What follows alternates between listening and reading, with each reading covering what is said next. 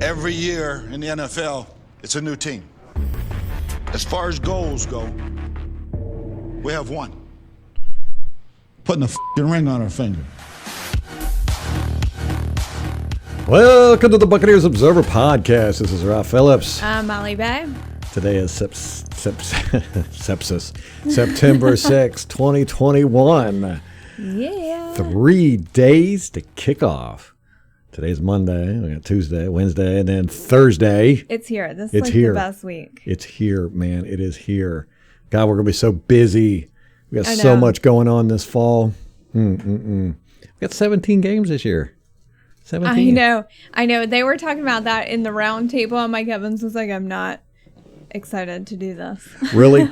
Now, they get paid by game. They get a game check, right? Mm-hmm. So if you get paid, I don't know, say you sign a contract, you're getting $16 million a year. Let's just say that's what Mike Evans is getting. That's $1 million a game check. But now that they've added the extra game, is he only getting like $700,000 a game check? Probably. You would think so. I mean, How does that work? Yeah, they're Taking having a to pay do more cut. work now. Right. For less money. Yeah. Is it a pay cut, or did they also get extra, incentives as far as revenue sharing and all that stuff? Not from what I've seen. It's... Why the hell would the NFLPA agree to that? Like, there's got to be the something worst. there. There's got to be something there.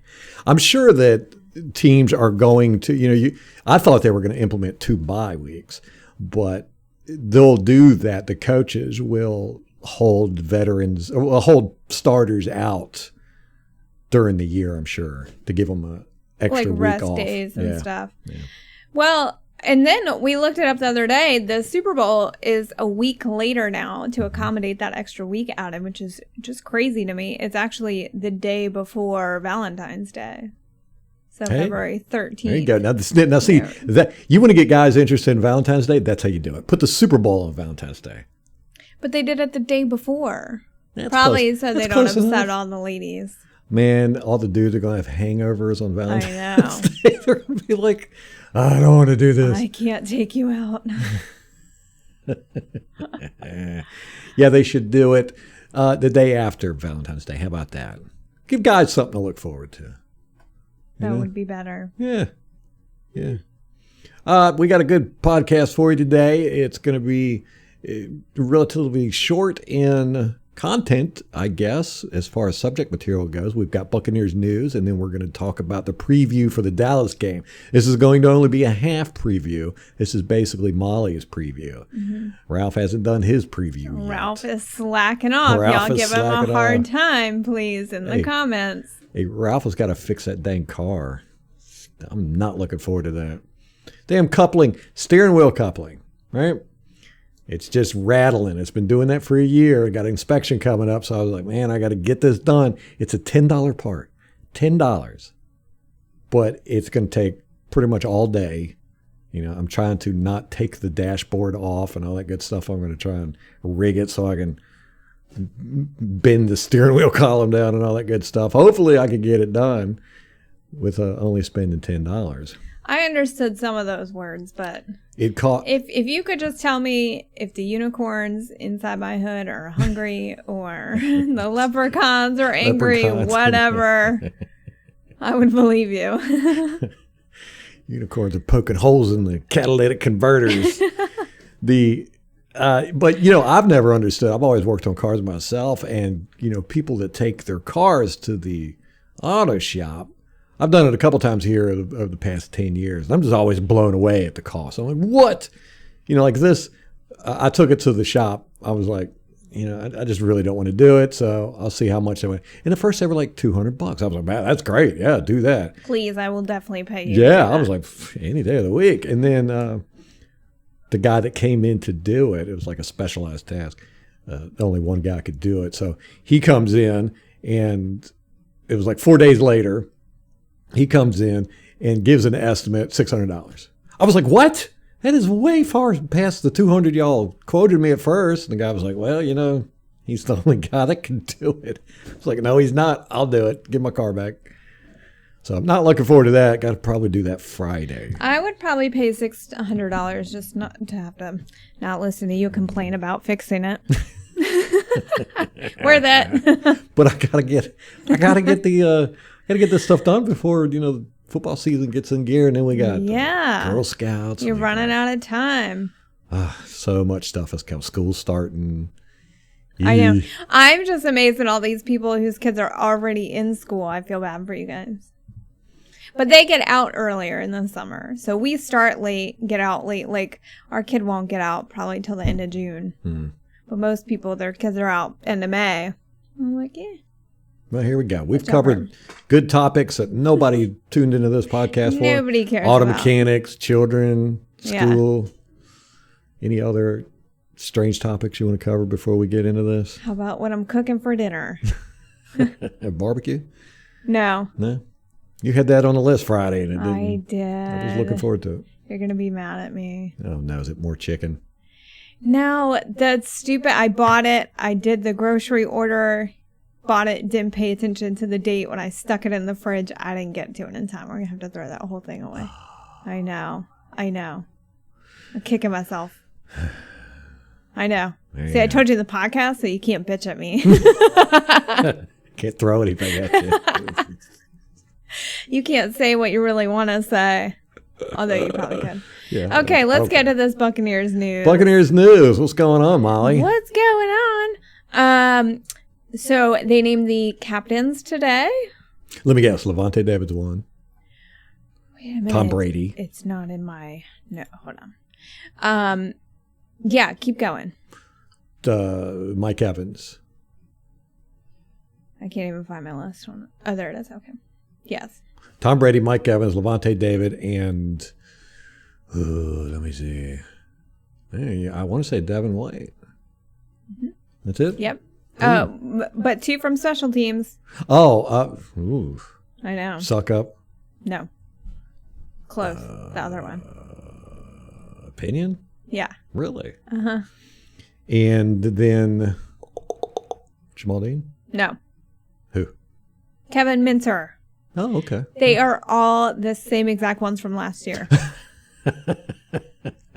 Really? I thought Ryan Smith, he wasn't captain special teams last year?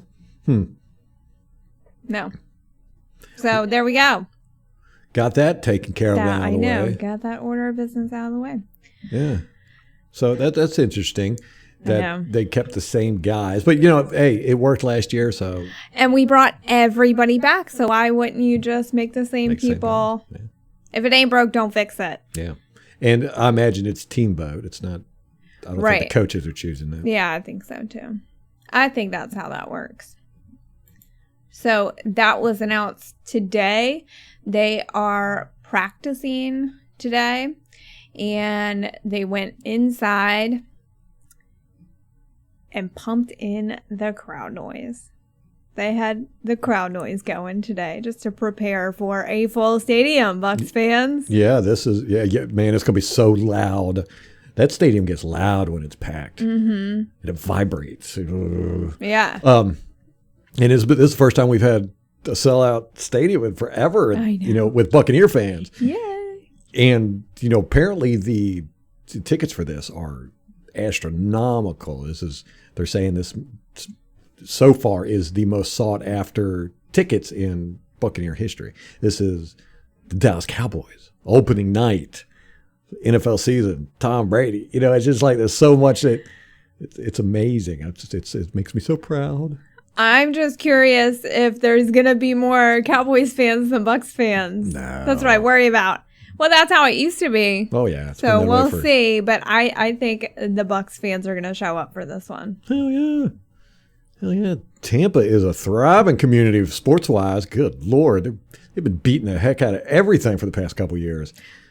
Including each other. BA said that on Friday, the practice got so physical that on Sunday they opted to put pads on because they were hitting each other. Yeah, he left it up to them. He said, it's y'all's choice. And they all went, we want pads. They're ready to hit some stuff. Which is good. You want to hear that. I know. I love it so much. Competitors, man. Competitors. Yeah. So, you don't have to wear masks at the stadium Thursday night if you're going. That's a good thing. So, it doesn't muffle the sound of people yelling. Look, I just did that. See the big difference? I know. Hello. And the sound. Yeah. So that's exciting, but I'm really excited to see. You've never seen it. The stadium just going off back in the late 90s, early 2000s, when we had 40,000 people in line for season tickets and our stadiums were sold out and everything. I mean, announcers were constantly talking about how loud that stadium is. And you'd be watching it on TV and you'd see the cameras shaking because everybody was just going to town. So I am so excited to see that again. And it's going to make a big difference. Cool. It's going to make a big difference because Dallas, we're going to get into that, but Dallas, they're a new team. And Dak hasn't been playing, and that noise is going to make a huge, huge difference in this game. I hope so, and I think so. And even, with their offense isn't quite new. Like, they've all been together for a while. It's the defense that's newer. Yeah, right. But the new offensive coordinator, right? No. No? Okay. Not this year. Defensive coordinator. Defensive, yeah. But their offense hasn't, Dak hasn't played since week 5 of last year. He played no preseason. So, communication, I think, will certainly be an issue. We'll get to that in a minute. Okay. We activated Suh from the COVID list, so he's back. And then we cut Jose Borregales, the kicker. So everyone was kind of waiting for that. They were like, why is he still here? Yeah. But it was just until Suh came back. And then the other guys on the COVID list, Nick Leverett and Earl Watford, came off yesterday. But then Earl Watford, they immediately put on IR, which I don't know what his injury is. I tried to find it, but I couldn't. Now, IR is different this year. They'll be able to come back in a matter of weeks now. And it's I think last year, I can't remember. Last year, it was 6 weeks, and I thought it was 3 weeks. Was it 3 weeks? I think. It was the year before. They've changed this IR stuff so much. But now it's rolling. It's like all year long. It used to be, when you're put on IR, you're out for the season. And then they changed it to where you can be on IR for like half the season, but if you get put on IR during the season, or like 4 weeks in, you're out for the season. But now, then they have to designate you to return. That's different. But now you can go on the IR for 3-4 weeks and then come back off during the season. So that's good. It always, IR always seems so permanent to me. Like it was. Yeah. They were going to be there a while, but it's not like that anymore. So many changes. I know. And the big one that we can't stand is the change of the numbers. I hate it so much. Who was it we were watching the other day? They had a 7 on defense. And you wanted to look this up. Say New Orleans. Yeah, and I think the biggest name change was number 7 is my theory. That is what I've seen most commonly is the number 7. I just hate it. It's not right on defense. You shouldn't have 7s and 9s. Why is the kicker out there? That's how I feel every time. Come on. But hey, things change. NFL changes all the damn time. That's right. That's true. So, which our fantasy league commissioner changed it to half-point PPR. Didn't tell anybody. Totally ruined my whole draft plan. Let's talk about that. Yeah, okay, let's talk about that. My wife, she backstabbed me. He had divorce papers drawn up. I was furious. So mad. I had to play, last year I had all Buccaneers players, man. And I wanted to do that again this year. So I had Mike Evans, I had Chris Godwin. I went to draft Tom Brady. Somebody had already got him. I was like, whoa, what? And I looked. It was my wife. She drafted quarterback in the 5th round. Who does that? Okay, listen. And then she picked up Antonio Brown, Buccaneers defense. Your girl is in it to win it. And you better win it. It would be a complete dereliction of duty if I had spotted what you were doing and did nothing about it. Mm-hmm. That is called collusion, my friend. And I don't have a problem with collusion. In this league. I want to win. I want the money. Well, I want to win. I want the money. So Well, that's fine, but you just pulled a I'm Ross not Perot. leaving- You divided us. I got half a Buccaneers team. You got half a Buccaneers team. Okay, well, two of us have a Buccaneers team, so I like our odds. I like my odds. Divide and conquer, man. I'm just saying, dude. Like, I couldn't let that happen. I just couldn't do it. I was so mad. Well, Ralph, for the third year in a row, has left me alone on draft night. You know, maybe I'm a little salty about that. Is that what it is? I'm used to it now. Well, you know, I might have thought twice about it. No, I wouldn't have. No, you wouldn't have been here. I wouldn't have let you, though. I would have tackled you if I was here. Tied me to the chair and picked a kicker in every round. It's a kicker year. So, you know, we'll see with fantasy this year. It's all over the place again. And it's going to be difficult because, you know, players are going to be held out for COVID this year. You've already got the Miami player. Yeah, that tight end, which Yeah. the media loves to say, unvaccinated. The unvaccinated, yeah. That unvaccinated scum. Yeah. So he's got to sit out for 10 days. Yeah. Which that doesn't make any sense to me either. You know, if you get tested for it, why does it matter if you know, If you're negative, why is it the mandatory 10 days? Because they want to punish you. That's why. Yeah. It's none of this stuff makes sense. I mean. Anyhow. So, Watford's on injured reserve. Yes. We don't Giovanni know why. Bernard came back. So he had that ankle sprain, which was pretty mild, that he sustained in the Texans game. He hasn't really practiced since then, but he did return yesterday to practice. So we're good there. Today, it's Monday. Ndamukong Suh came back. Giovanni Bernard's practicing. Jordan Whitehead is still just working with the trainers per Greg Auman and probably won't be playing Thursday. Apparently it's a hamstring. Wait, who was that? Jordan Whitehead. Oh, that's right, yeah. Yeah. So it's a hamstring. Mike Edwards he's just good. I know. So it's a hamstring, and let me tell you guys. And Russ Cockrell, he'll be out there too. Yeah. Rotating. Yeah, so we're fine. Yeah, we're fine. I'm like, let him. But they were asking BA yesterday in the press conference about missing Jordan Whitehead's physicality. And he said, of course, we're missing a hard hitter like him, but he'll be fine. The missile. Yeah, exactly. He'll be coming back. But we've got great depth, like you said. So we're going to be just fine, especially this early in the season. Like, you just want your guys to be as healthy as they can be and not rush it. Don't rush it. It's a long season. Right. And especially when you want to play those 4 extra games. Right. You know, it's that one game in the beginning of the season is not going to make or break you. Yeah, it's more important to be better at the end of the season than it is at the beginning of the season. Which we found out last year. Right. And Tom Brady has done this throughout his whole career. You know, I mean, how many times have we heard people say Tom Brady's done because the Patriots have a crappy record midway through the season? Yeah, I think one year they got like blown out by like Detroit. It was like Miami, shut out. yeah. I think it was Miami. I think you're right. Yeah, and everybody was like, "Oh, yeah, Tom Brady's he's done. He's gonna retire." Then Super Bowl. Do you think that he does it on purpose so then you give him that fuel? I don't know. It does seem to be something, where it's just, you save more of your energy and stuff for the end of the season. You know.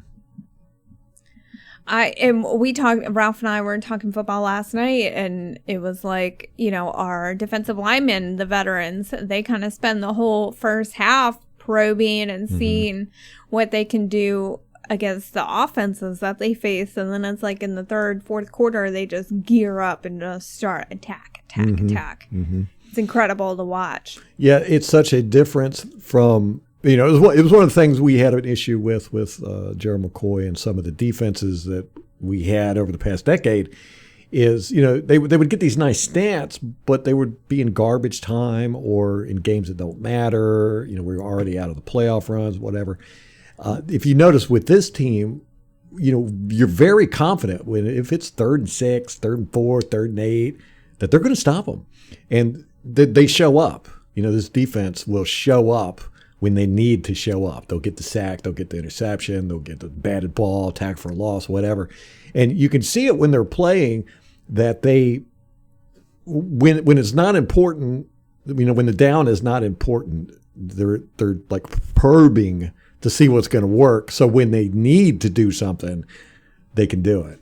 They're not getting sacks and all this stuff in garbage time and on plays that don't matter. It seems like they save it for when they need it, and then that's when they get you. And the rest of the time they're spending probing the offense. I really like it. And like you said, usually about midway through the third quarter is when they really ramp up and start suffocating teams.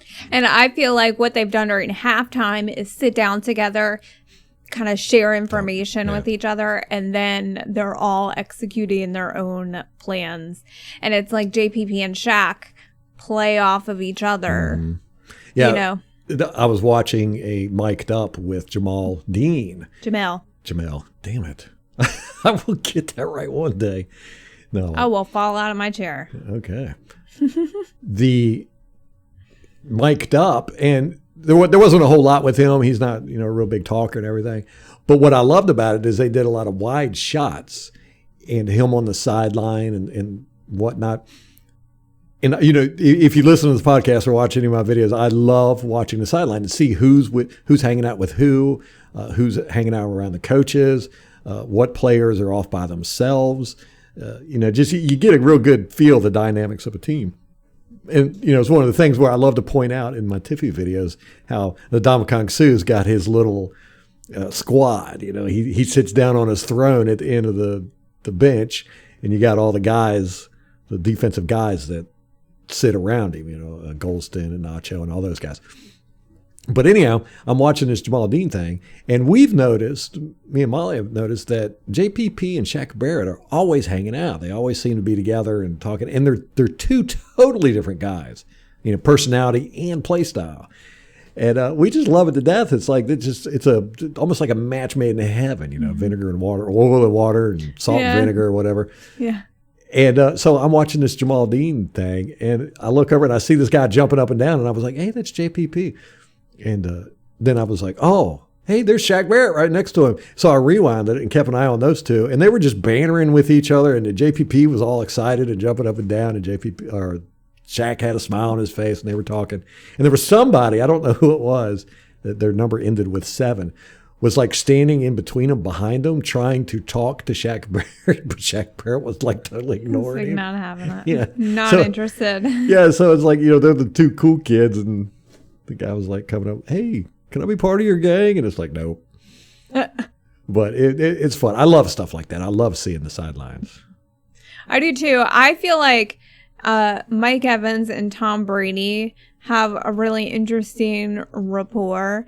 And if you listen to Mike Evans' press conference from yesterday, he talked about how he stayed in shape the whole offseason. Yeah, he started earlier. Yeah, he said normally I'll gain like 40 pounds in the offseason, and then I have to do a lot of work to drop the weight and get back in shape. And he said this time I just kept up with my routine, and I paid more attention to my diet, and I was drinking a ton of water, and all the TB12 stuff. Yeah. And he was like, so I didn't have any weight to lose when I started. And it's like that preparation, you're just keeping your body in shape so you're always ready, no matter what. Yeah, he said he took a week off after the Super Bowl and then started working out. He said normally he'll wait until halfway through the off season before he starts working out. And he said it makes it harder because, you're out of shape and you have to work harder to get back into shape. But he said he never got out of shape because he just took a week off. And he said he's making his workouts lighter. He doesn't, but he says he doesn't have to work as hard because he never got out of shape. So that was really neat. And then he talked about hydration, and that's a big thing with the TB12 is hydration, just keeping hydrated. So I think that the chemistry in the offense is just going to be something to behold, especially this first week, and especially in contrast to what happened week 1 last year. I think it's just going to be, and Mike Evans even said we're just miles ahead of where we were last year. Well, I'm telling you, the league is getting ready to have a wake-up call with this team. It's, I don't know, it's stupid. It really is. I can't believe they let all of our guys come back. Right. Like, are y'all even paying attention? I don't think so. I mean, I don't think so. I don't know. I think they are, but they're not. Because Tom Brady he's not, you can't look at him and watch his game film and say, oh, this is what makes him great. Point to that. You can do They're still arguing about whether he even is great. Right, yeah, right. And, because there's nothing there that you can just really put your finger on. Whereas, with like Patrick Mahomes and Aaron Rodgers and even Drew Brees, there are things you can go, okay, that's what makes him stand out. But Tom Brady doesn't have that. Our team doesn't have that. There's really nobody on our team that you can look at and go, that guy is unique in the NFL, and here's what makes him so great. I mean, look at Mike Evans. Mike Evans is, he doesn't get great yards after the catch. He's not making spectacular catches. He's not super fast. He just goes out and catches the ball. Mm-hmm. Chris Godwin's kind of the same way. Big tough guy. He's hard to take down once he does catch, but he's not blazing down the field and all this good stuff. He's not like Tyreek Hill. Tyreek Hill, you can look at him and go, okay, we can see why he's good. Yeah. But you can't do that with anybody on our team. Mm-mm. You can't go, this guy is outstanding at this ability. And our whole team is like that, where, they're just like, you go, they keep winning, they keep tackling, they keep stopping the run, they keep batting balls down, they keep getting interceptions, but we can't understand why. Mm-hmm. So I think everybody just kind of goes, well, maybe it's luck. They can't do it again this year. I know. And that's how with New England, people did that for years and years and years. You'd be like, well, they got lucky again this year, or, they cheated, or, they're in a crappy division. That's why they're on top all the time, or, whatever. All these reasons, because you can't point to anything specific and say, that's the reason why. And so I think the rest of the league went, like with Shaq Barrett. Shaq Barrett does not stand out. He's not picking guys up and throwing them over the offensive line, or, just being a beast out there that makes you go, whoa, doing these plays that make you go, whoa. But he's consistent. He doesn't make mistakes, and he's so technical that he makes it look easy, and it just doesn't pop off the film to you. So I think that, the rest of the league is just like, well, we want these more dynamic players, and these guys are just not, there's nothing you can point to and say they're special. Well, I think the bar on our team is so high. They all play like that. They all, make plays. They're all playmakers. But when you have everybody making plays, no one really stands out because they're all good. Right. If you're on a team with no playmakers and you're a Devin White or a Carlton Davis or a JP, like you're going to stand out because you're the only one doing it. Right. But they're not. We have 11 guys on both sides of the ball who are constantly making plays. Right. Yeah. I mean, almost all of our a stupid amount of guys on our starter, our 22, are elite level. Mm-hmm. I mean, stupid amount. I don't think I've ever seen a team that has this much elite talent on it. And then the guys that aren't elite are like right below elite. We don't have scrubs on our team. Mm-mm. Our second string guys would be starting on other teams. Right. It's like Mike Edwards. Like Jordan Whitehead's going to be out. Nacho. And we have Mike Edwards and we have Ross Cockrell, who are both going to be just fine. We're all fine with Jordan Whitehead missing time to recover because we have these other guys who we know are going to show up. Right. Yeah, we were talking about that last night. Our offense, our receivers, because we were debating on Dallas's receiving core, how people are saying they're the best in the league. And I was like, well, they're elite. I think they're definitely top 10, probably top 5. But, of course, I'm biased. Our receivers are the best. I'm like, look, we've got Antonio Brown, who, for the past decade has been considered one of the best receivers in the league. He's our third guy. It's like, I mean, what, that's how stacked we are at receiver. Mm-hmm. Scotty Miller would be starting on any other team. Yeah. And he's not even first string. He's not, again, not even third string. Like, is he third string at this point? I don't know. Yeah, I think he's fourth, fifth on the list. I mean, he was playing in the third quarter of our preseason games, third and fourth quarter. So The same thing with our tight ends. Any one of those, they're all three elite. Any of them would be on, a start. They would be a game changer on any other team in this league. So, it's ridiculous at how good our team is. And that we're not, one, the betting has Kansas City to win the Super Bowl. Are they serious? Yeah, it's still that way. It's insane. And everybody's, just kind of, again, they write all of us off. They're like,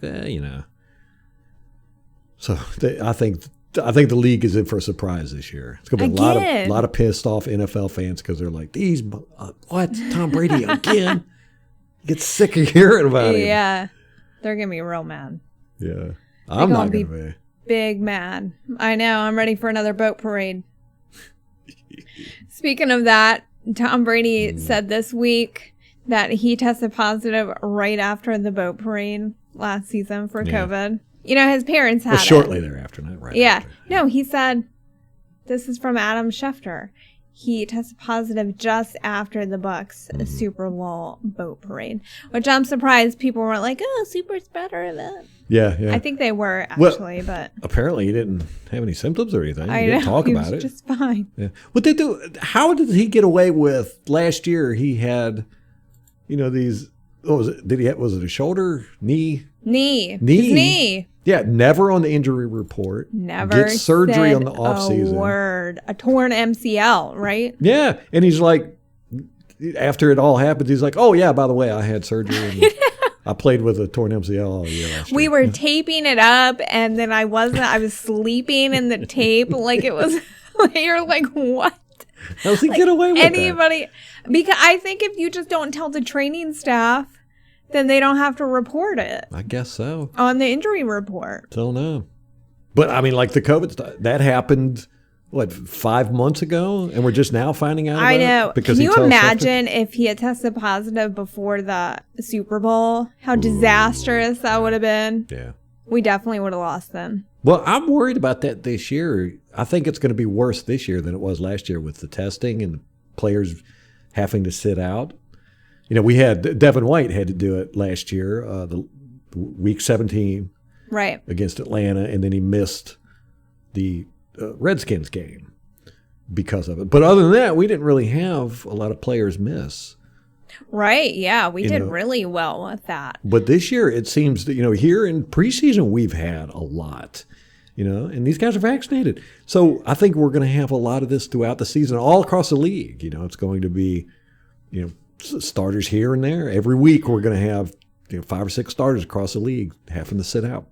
I think the saving grace is that the vaccinated don't have to stay out as long. Mm-hmm. So there's that. I mean, that's the difference between missing 1 game and missing 2 games, theoretically. Yeah. Like if you're unvaccinated, you're missing 10 games. If you're vaccinated, it's like a 5, or if you're asymptomatic and then have 2 negative tests, you can come back. I think I can't remember the rules specifically. I want to say it's 5 days, but it might be just the 2 negative tests and the asymptomatic is all that's required to be able to come back. But the Cowboys are getting hit with this already. So they had a few offensive linemen that have just come back from the COVID list, and then they got their Pro Bowl guard, Zach Martin, just tested positive yesterday,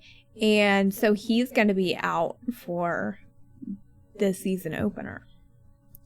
So, and then they had their right tackle, Collins, had a neck stinger, which has had him out due to that injury. He returned to practice yesterday. So, their offensive line, I think, is going to be an issue. We'll talk more about that in just a second. Do you have any more news? Or is that it? I think that was it. Let me look real quick. Okay. Boom, boom, boom, boom, boom, boom. Yes, that's it. All right. So their guard / center, Connor Williams, he was on the reserve list, came back. He's the starting left guard, but also worked as their backup center in preseason. So he just came back. And then their right guard, Martin, he's their starter. He's the one that just went on the COVID list. So they've got another guy, Connor McGovern, who is going to start in his place. So they've got a little bit of a shakeup on their offensive line. I think that's good news for the Buccaneers, particularly for Vita Vea, who you've got, people on the line starting who wouldn't normally start. I think that's good news for him. Mm-hmm. Yeah, I'm excited to watch him. The Dallas always keeps a good offensive line. So yeah. Which is a lot of the reason for Zeke Elliott's success. Mm-hmm. Yes. Yeah, because remember who was it before Ezekiel Elliott? He went to, I think what I would say it was Tennessee. He was great at Dallas. DeMarco Murray? Yes. DeMarcus Murray. DeMarcus Murray. And, got a big contract, went to, I think it was Tennessee, and just stank it up there. And then Ezekiel Elliott came in right behind him and just basically picked up where he left off. Yeah, good offensive lines, kind of a prerequisite to have a good running back. Unless you're Barry Sanders. Yeah. So, the thing with the Cowboys offense is that they have a lot of continuity. So everyone on the offense has already worked with Dak Prescott for several years, and they've had the same offensive coordinator for 3 years. So they have a lot of continuity on offense, irrespective of Dak's injury and him being out from week 5. Mm-hmm. That being said, they have not they have not had any full games together since week 5. Which is important. Which is really important. We hear from Tom Brady and Mike Evans where, you use the preseason to get up to game speed, because you're going against your own guys in practice. You're not going full speed. You're not trying to hurt yourselves. You're not trying to hurt each other. Mm-hmm. And the preseason is a good time to get your timing and your rhythm down. They have had none of that, the Cowboys offense. I'm sure that Dak Prescott has been throwing to his guys, but it's not the same without an opposing defensive back or whoever on your guy trying to catch in traffic. Right. So I think that is going to be very beneficial for us. Oh, that they haven't had. And in fact, they went in the preseason, they went 0-4. In the preseason. Yeah. They were, them and the Steelers, they had the Hall of Fame game, so they actually had 4 games this preseason versus 3. Yeah. I know, isn't that weird? It is weird. I was like, I thought they might just take the final week off. Are you sure about that? Yeah. Yeah. Huh. See, I read it in a Cowboys article on DallasCowboys.com, and they were like, oh, they went, the 4 preseason games. And I was like, oh, that's a typo. That's weird. Like, why would they, they got that wrong. They need a copy editor. Wow. But then I went and looked them up on ESPN, and sure enough, they had 4 games. So that means somebody else in the league had to have had 4 games too? The Steelers, because the Steelers played the Hall of Fame game. So whoever played the Hall of Fame game, they got 4 preseason games versus 3 for everybody else. Well, that's good for them. I guess. Yeah. Yeah. Well, not good for the Cow. They went 0-4. What? Well, it's not great for them. So they had their opponents were the Steelers. They went 16-3. Cardinals 19-16. Texans 20-14, and then the Jaguars 34-14. So holy crap! Yeah, the Jags, they got beat by the Jacksonville Jaguars, the Houston Texans, and the Arizona Cardinals. Mm-hmm. Oh. Yeah. Yeesh. So their takeaway, Dallas Cowboys fans, from this preseason is that their depth is not great. I'm like, okay, yeah. And especially in particular the secondary, but also their offensive line. which Really? we've talked about how bad the offense, how hard it is to find good offensive line depth. And so that's kind of what they found in the preseason. Man, that's crazy. I know. Yeah. All right. So last season they went 6-10, and the big complaint, or the big reason that they say they did so bad, was their defense.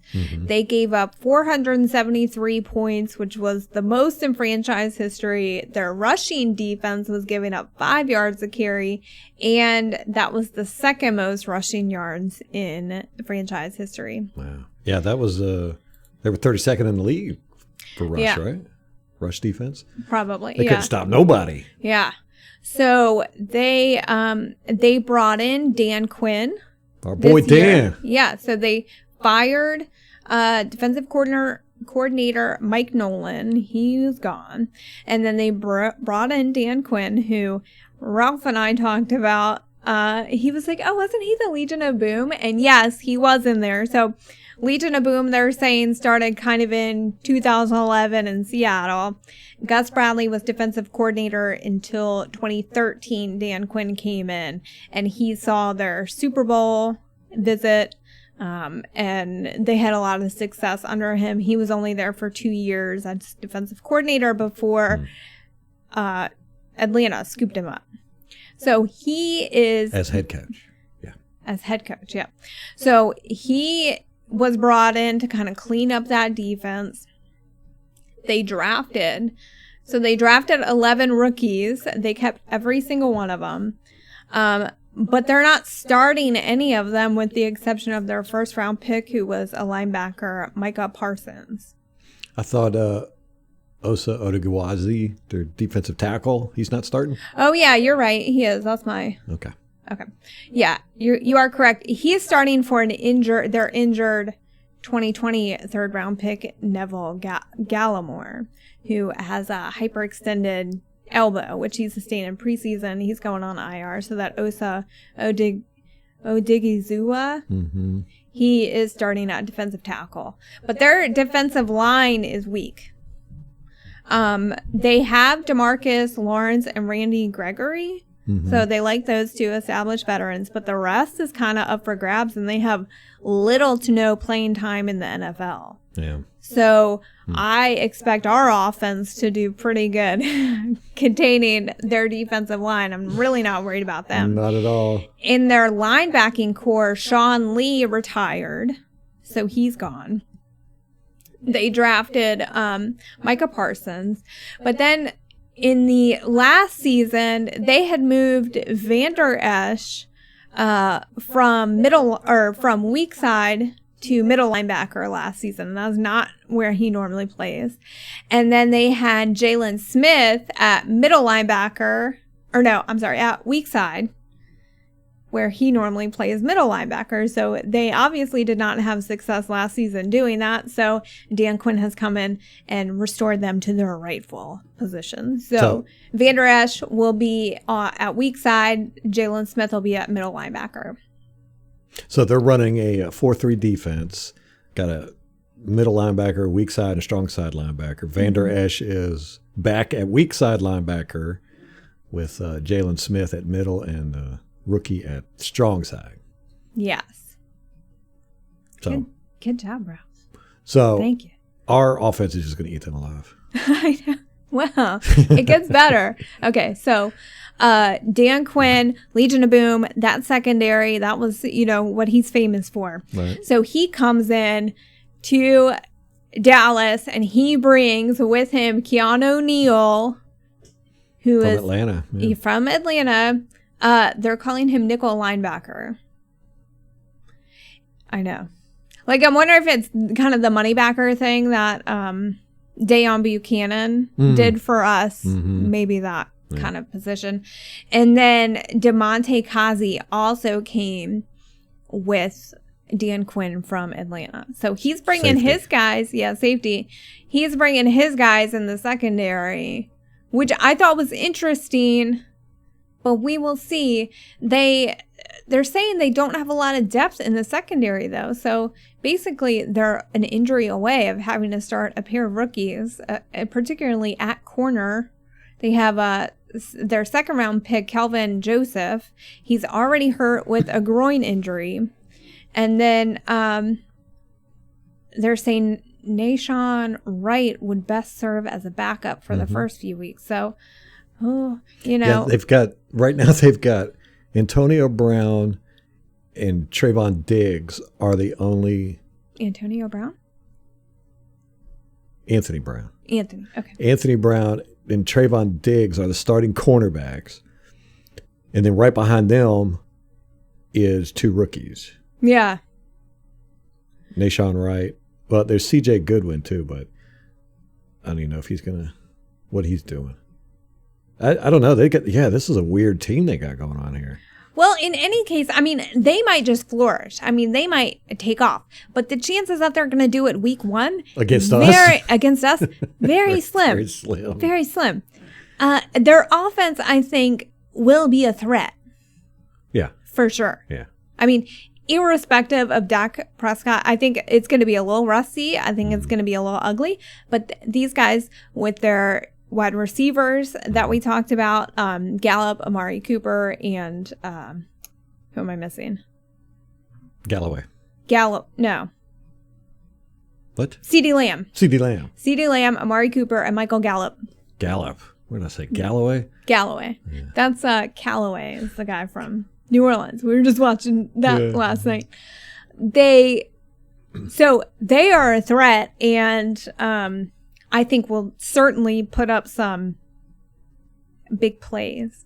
I think we can expect that. We're going to give up some big plays there. Yeah. I mean, Amari Cooper is just, he's the best route runner in the league, I think. He can juke anybody out. He can run any route. It's good. It's going to be interesting to see who goes up against him. The Jamal Dean, Carlton Davis, whatever. They're going to have a hard time with him.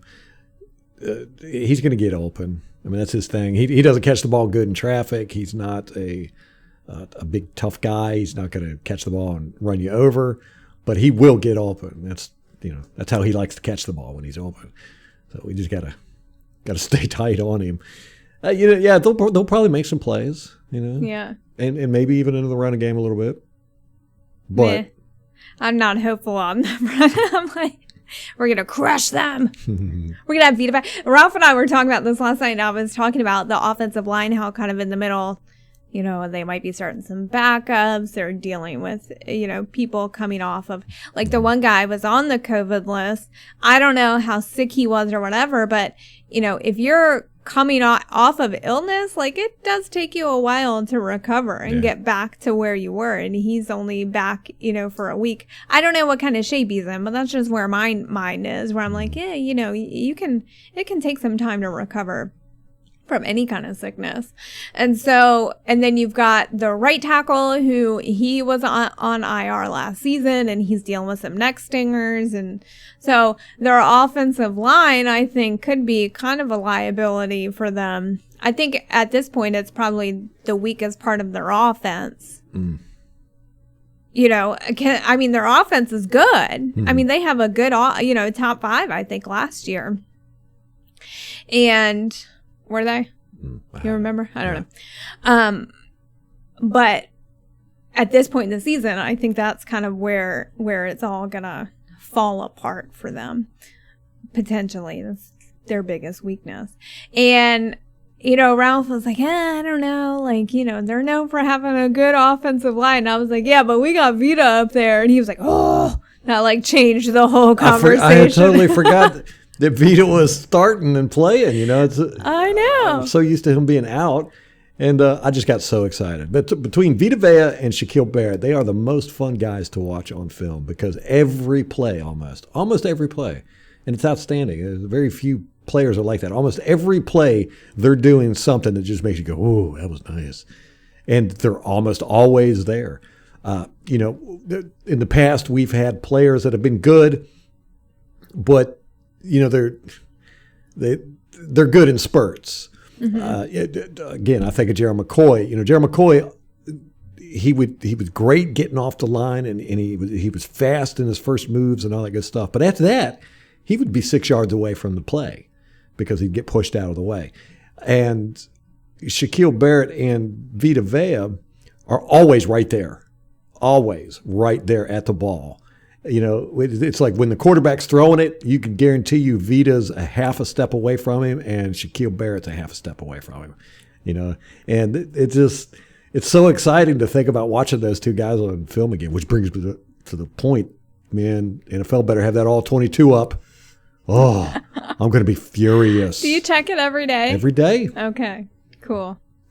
And they still haven't put up, I mean, they've taken away features.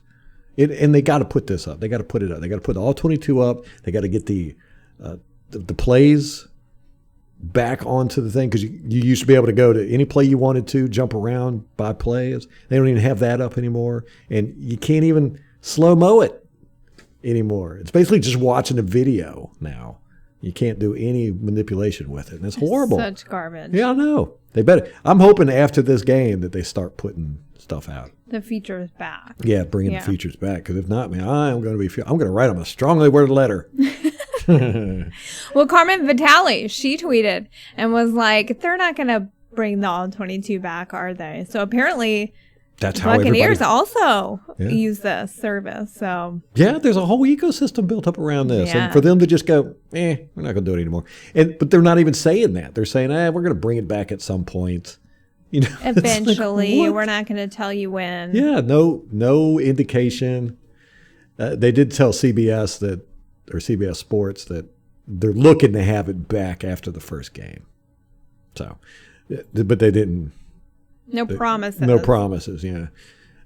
So yeah, I think Vita. You know, you just forget how dominant he is out there, and if the middle of their line is weak, I mean, it takes two to stop Vita. You just. You know, you don't stop Vita. You just slow him down. One person can kind of slow him down, but you've got 2.5, 3 seconds max. If you're a really good offensive lineman, you got 3 seconds to keep him from getting to your quarterback. Usually it's about 2.5 seconds. He's going to get there. You could slow him down. Normally it takes 2. You know, if you want to like move him out of the way a little bit or stop him, you have to use at least 2 players. But if they're weak up the middle, I mean, if they're having problems with their center and their guards, that's going to be a feast. I know. Well, okay, so the right guard's the one that's out for COVID. The left guard is the one who had COVID and just came back. Center, I think, is okay. Okay. So that's... It just might be at their guard. And, you know, I don't want to overpromise here because they have a good offensive line. So...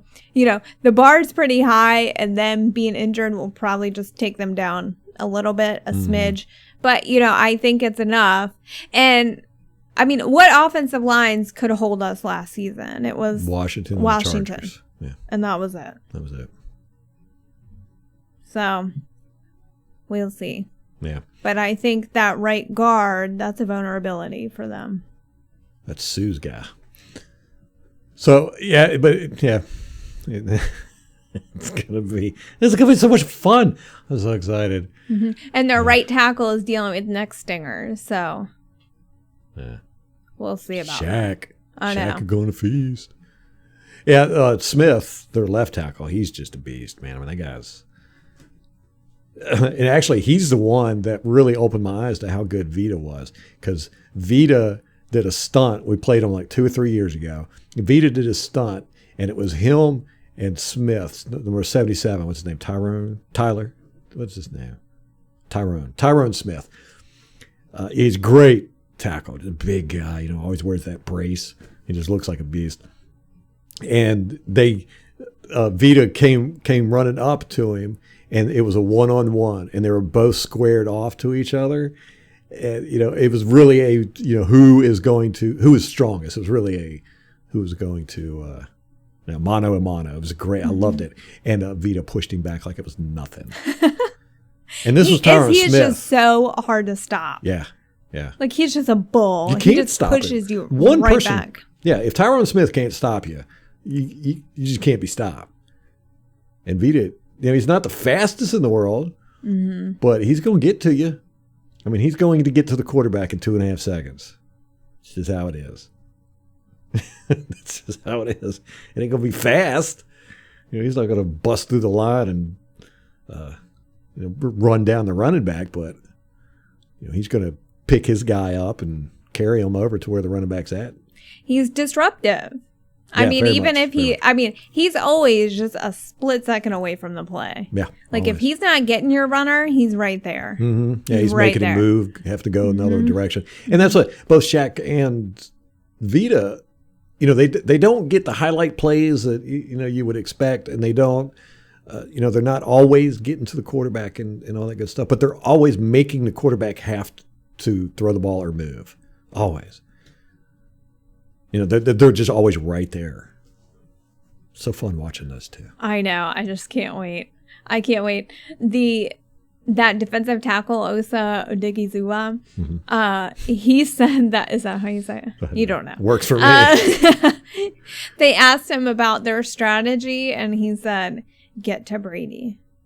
But then he did clarify. He's like, I don't want it to be like I'm talking about Brady or going after Brady in the media, which I thought was hilarious. Like, he learned from Chase Young. Yeah. And he knows, like, you call out Brady. I know. That's like fuel to him. Yeah. But they were talking about his passer rating outside the pocket is so bad. So if you just get him, and I'm like, you fools are not going to get to him. Like, that is not a game plan. What are you talking about? That's every defensive coordinator and lineman have said that for the past 21 years. Yeah, we're just going to get to Brady. And that's how you stop him. Just get to him. There you go. That's all. Okay, get to Ryan Jensen first. Easy peasy. Yeah.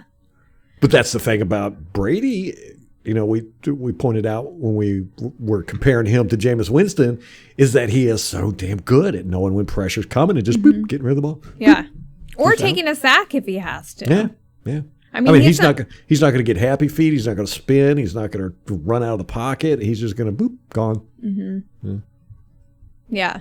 So he knows when to take the sack, when to throw it away. Mm-hmm.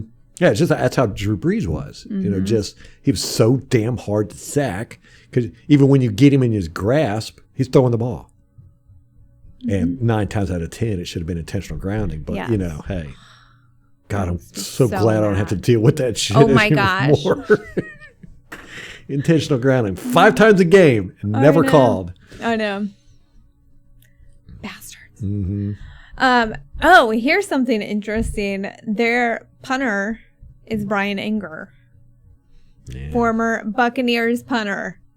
So they actually signed him in the offseason. They signed him to like a $2 million contract. And then they cut him so that they could do some roster shuffling, and then they brought him right back. So. Yeah, that's right. Yeah, $2 million signing and cut him and then bring him back for pay cut. Right? Yeah. No, well, yeah, it says the Cowboys can cut vested veterans such as Anger with an agreement that they will return to the roster with major changes to their contract. Like, how effed up is that? Like, what a bait and switch. Hey, when you're a kicker, you just expect that crap. Yeah, that's you true. are low man on the totem pole. Yeah. Or punter. Yeah. He's a punter, yeah. Punter, yeah. Is he kicking for him too? No. Just their punter. Who is their kicker? I don't know. I might need to pick him up because here's the fantasy football karma gods. So I auto-drafted for the last few rounds, and they gave me Will Lutz, who, of course, is out with a groin injury. I was like, son of a bitch. That's what I get. I see Greg Zuerlein as their...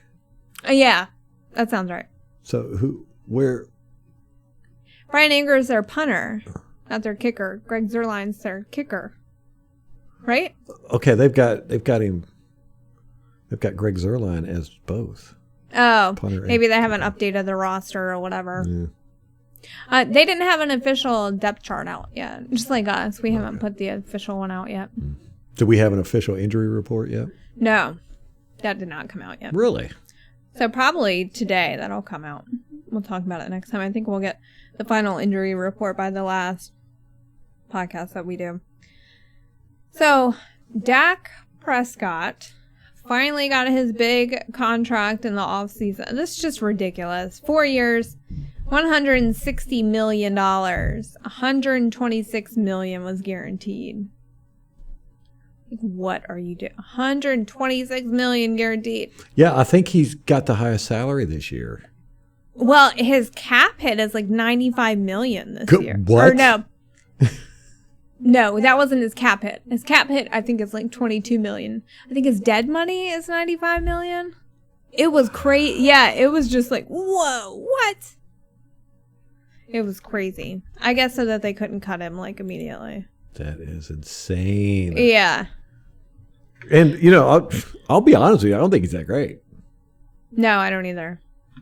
Yeah. Especially that, yeah, like he's just young and to me unproven. Like they've had him for what, like 5 years? Mm-hmm. And where's he been? I mean, they've just gotten worse since they got him. And I'm not saying that's all on him, but like, you got to be somewhere after 5 years with the same quarterback. Yeah. You at least want to see improvement and some headway. Yeah, Dak's getting $75 million this year. Good Lord. Yeah, that's insane. Whoa. Yeah, the next one is Trent Williams, left tackle for San Francisco. He's getting $32 million, and then Josh Allen's getting $31 million. Tom Brady's fourth on the list at $27. Who the fuck paid Josh Allen that much money? I don't know, what are they doing? Yeah. Put me in a front office, please. Or Ralph. Put Ralph in a front office. I handle money pretty good. I know. It's just ridiculous. As far as cap hits go, Russell Wilson is the biggest at $32 million. That's not even that bad for him, I think. Yeah. I'd pay $32 million for Russell Wilson. Dak Prescott's cap hit is $22.2 million. Okay. That's what I was thinking of. But they've got Amari Cooper's $22 million. Dak Prescott's $22.2 million. DeMarcus Lawrence is $25 million. They got 3 guys in the top 15. What about Zeke Elliott? Like, he got his contract, right? I don't see him on the top list. Oh, okay. Yeah, man. See, that's why you can't have a good defense, because you're paying all your offensive You got to guys pay all these other dummies. way too much money. Yeah. Man. Yep. Okay, Ralph, that's all that I have. Do you have anything else? No, I am going to do some work on my version of the Dallas game coming up. And this year, I really want to honestly I'm going to try to take my Buccaneers Not be a homer. glasses off. Yeah, and give, more grounded. Because I honestly want to say this year, every game, we're going to win by 21 points.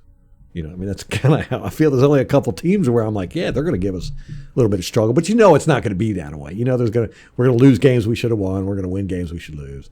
Although I don't see any of those on the schedule. But I'm going to try to be more honest, unbiased, objective. There you go. So I'll have that up Wednesday. Yeah. So this is kind of a 2-part preview since it's a weird week. We get football on Thursday. Our normal schedule is the Monday show is the reaction to Sunday's game. The Wednesday show is the game film day. And then the Friday show is the game preview day. Mm-hmm. So that'll start next week. This week, you're getting a 2-part preview. By the next show, we'll have Ralph's film analysis, as well as we'll probably have some news from the week, like the injury reports and any updates on the Dallas side with their COVID situation. So this is a weird week, but it's going to be awesome. It's going to be the best. Yep, this is the end of our preseason. Yay. Regular season starts I in know. 3 days. I know. Yeah, so Wednesday we'll give you our predictions on the game, so stay tuned for that. Yep. So till next time, guys. Go Bucks.